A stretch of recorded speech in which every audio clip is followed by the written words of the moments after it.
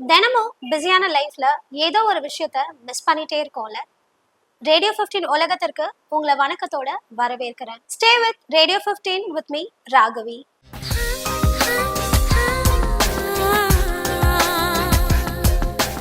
ஒரு சின்ன சாரி, அப்புறம் மனசார சின்ன தேங்க்ஸ். இதை சொல்லாம எத்தனை அழகான ரிலேஷன்ஷிப்ஸ் நம்ம உடைச்சிருப்போம், எவ்வளோ அழகான ரிலேஷன்ஷிப் சேராம நம்ம தடுத்திருப்போம். யோசிச்சு பாருங்க.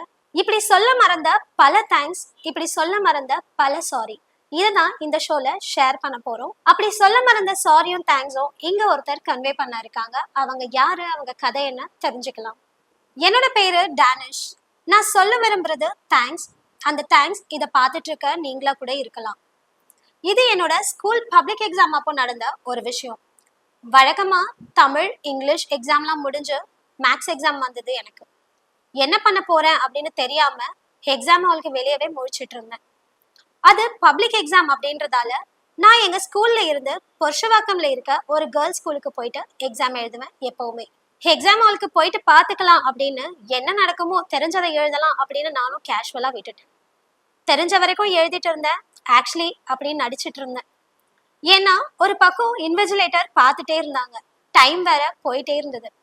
மனசுக்குள்ள ஒரு பக்கம் இந்த எக்ஸாம்ல ஃபெயில் ஆனா கூட பப்ளிக் எக்ஸாம் மொத்தமா ஃபெயில் ஆயிடுவோமோ அப்படின்னு ஒரு பயம் இருந்தது. சரி, பக்கத்துல இருக்க பையன் கிட்ட ஹெல்ப் கேட்கலாம் அப்படின்னு பார்த்தேன். ஒரு பக்கம் அங்கேயும் பயம். ஏன்னா அவன் பார்க்க பயில்வான் மாதிரி இருந்தான். எந்த பக்கமும் பார்க்காம பேப்பர் மட்டுமே பார்த்துட்டு எழுதிட்டு இருந்தான். அவன் கிட்ட கேட்கவும் முடியல, கேட்காம இருக்கவும் முடியல.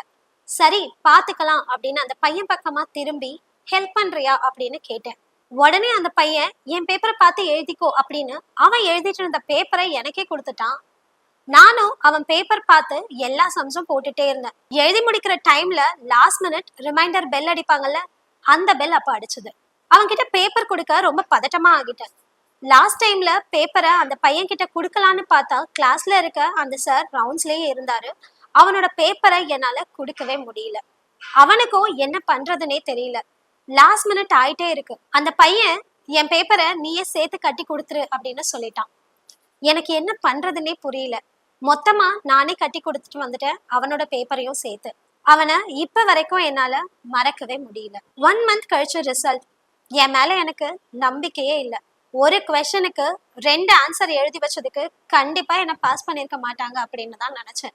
ஆனா பாஸும் ஆகி, அதுவும் மேக்ஸ்ல நல்ல மார்க்கும் எடுத்துட்டேன். அந்த நேரத்துல எனக்கு ஹெல்ப் பண்ண அந்த பையனுக்கு தேங்க்ஸ் சொல்லணும்னு நான் ரொம்ப ஆசைப்பட்டேன்.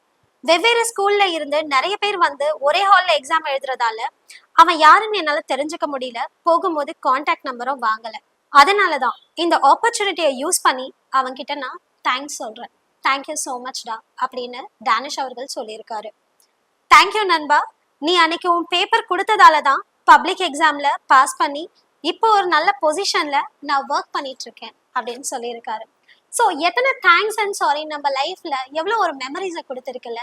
இந்த மாதிரி தான் லைஃப்ல அழகான சாரிஸும் அழகான தேங்க்ஸும் தொடர்ந்து பேசலாம். பேர் சொல்ல விரும்பாத அந்த பொண்ணோட சாரி அண்ட் தேங்க்ஸும் இந்த ஷோ மூலியமா போய் சேர்ந்திருக்கோம் அப்படின்னு நம்புறோம். நம்ம எல்லாரோட மனசுலயும் இப்படி பாரமான உணர்வுகள் தேங்கி இருந்துகிட்டே இருக்கு. சீக்கிரமா அது எல்லாத்துக்குமே நம்ம விடுதலை கொடுப்போம். இது sorry and thanks in radio 15 with me Raghavi.